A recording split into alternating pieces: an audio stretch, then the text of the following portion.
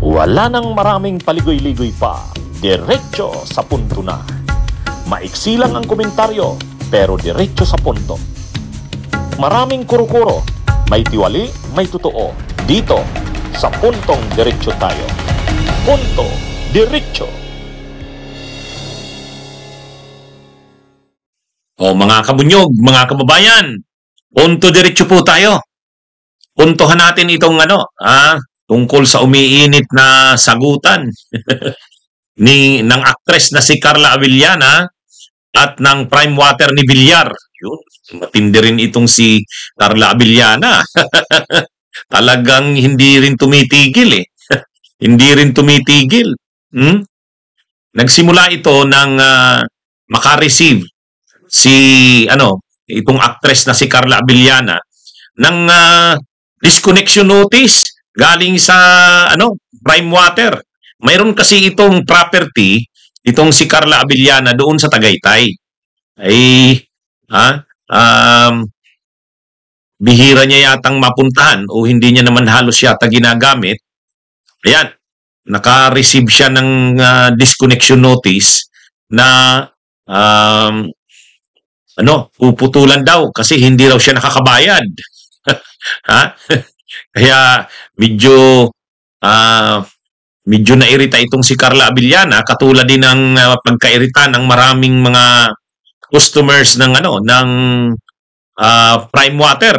Alam naman natin na itong prime water ni Villar talagang ito ng mga reklamo sa halos lahat ng mga lugar na siniserbisyuhan ito. Sa La Union, sa San Jose del Monte, sa Marilao, sa Bicol. Talagang grabe ang reklamo dito sa sa prime water na ito ni Villar. Ang mahal na nga ng singil, napaka-stricto pa, puputulan ka kung hindi ka nakabayad, no? Pero napaka-palpak daw ng serbisyo. Pawala-wala ang tubig. Kung may tubig naman, marumi. O yan. O ngayon, itong si Carla Abellana, naranasan niya ngayon doon sa property niya sa Tagaytay. Pinadalhan siya ng disconnection notice. Nag-post ngayon Siyempre, sikat itong si Carla Abellana, maraming nag-react, sa post niya. Sinang-ayunan yung kanyang post. Maraming sumuporta. Kasi nga, nagrereklamo si Carla Abellana, na yun nga, na palpak na nga ang serbisyo nyo, tapos magpuputol pa kayo ng serbisyo. Ngayon, sumagot ang prime water. Sumagot ang prime water ni Villar. Pinadalhan siya ng official na sagot, na reply. Ang sabi ng prime water, kasi kahit naman daw hindi ka gumagamit, basta't active ang account mo, mayroon daw talagang charge na 194 pesos yata. Plus 20 pesos na maintenance. Yun, matindi rin, Kumbaga, basta active ang account mo, kahit wala kang consumption, may minimum kang 1 cubic meter na konsumo. Yun yung 194 pesos plus 20 pesos daw na maintenance. Yun. Pero sabi pa ng ng prime water sa sulat nito kay Carla Abellana, nagpapunta na daw sila ng staff nila, personnel nila, para kausapin your caretaker doon sa property. Kaya asahan daw na magiging maayos ang serbisyo ng prime water. Kaya ang sagot ngayon ni Carla Abellana, really? Talaga? May pinapunta kayong personnel nyo? Kailan? Sinong caretaker ang nakausap? Talagang hindi tumigil. Talagang hindi pa rin paawat si Carla Abellana. Binayaran niya yung bill kasi maliit lang naman 'yon. Kaya lang naiinsulto ka sa si Carla Abellana kasi nga palpak nga ang serbisyo.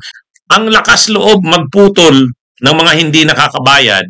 Kahit kaunti na lang yung yung bill mo, tulad niyan kay Carla Abellana, minimum lang naman. Pero kahit kunti ang babayaran mo, maliit ang babayaran mo, puputulan ka. Ganyan ka stricto si Villar. Ang prime water ni Villar. Kaya lang ang sinasabi naman sana ng mga customer ng Prime Water, wala naman sanang problemang maging istrikto ka. Basta naman sana makita naman yung serbisyo mo. Kumbaga napakaganda ng serbisyo mo, okay lang na maging sobrang istrikto ka. Pero ito, palpak ang serbisyo, tas ang lakas ng loob mong mamutol, yan nagagalit ang mga customer ng Manila Water, ng Prime Water. Ano ba yan?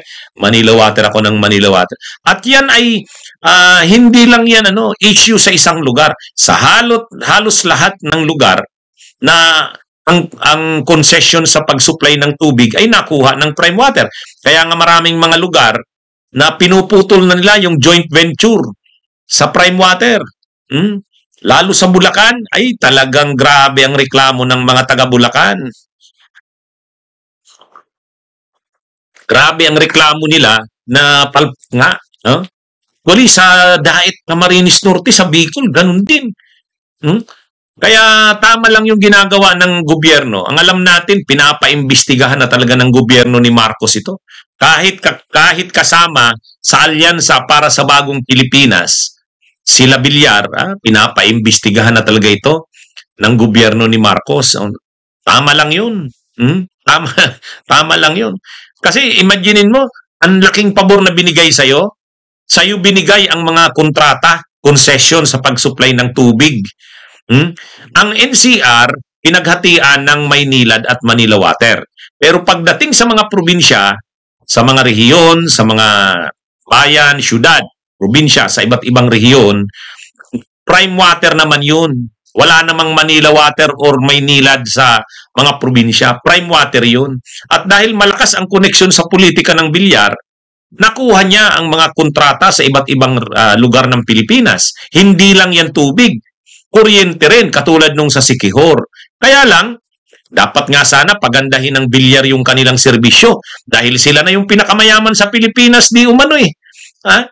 Sila na yung pinakamayaman. Ayon sa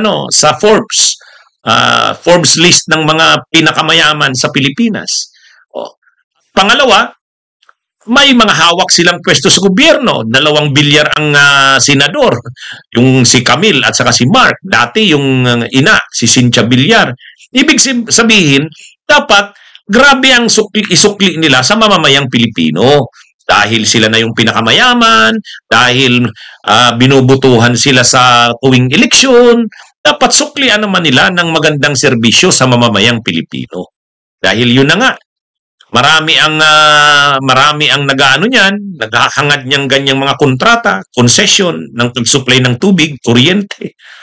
And yet sila ang nakakakuha. Ibig sabihin, pwedeng dahil yan sa kanilang malakas na koneksyon din sa politika. So dapat sana suklian din nila ng magandang serbisyo. Kaya lang hindi. Naireklamo ang lumalabas sa mga tao. Salamat na lang. At itong si Carla Abellana, kahit kunti lang yung babayaran niyang tubig,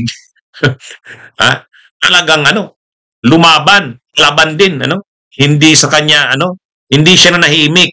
Ay dahil sikat siya, yung post niya umani ng reactions at napakaraming suporta. Sumang-ayon ang marami kasi yun din ang nararamdaman nila. Si Carla Abellana lang yung sikat na nagboses ng kanilang nararamdaman. Kaya naobliga ngayong sumagot ang Villar. Naobliga silang sumagot. Kaya lang kahit yung sagot nila palpak pa rin, hindi pa rin kumbinsido si Carla Abellana. Sabi ni Carla Abellana, really? So yan mga kabunyog ang ating punto, diretso. Bunyog, bunyog, halikan na kasama ka. Bunyog, kapag buklod ay may pag-asa. Luzon, Visayas, Mindanao, isa ang pananaw. Sa bagong Pilipinas ang bunyog isisigaw. Bunyog.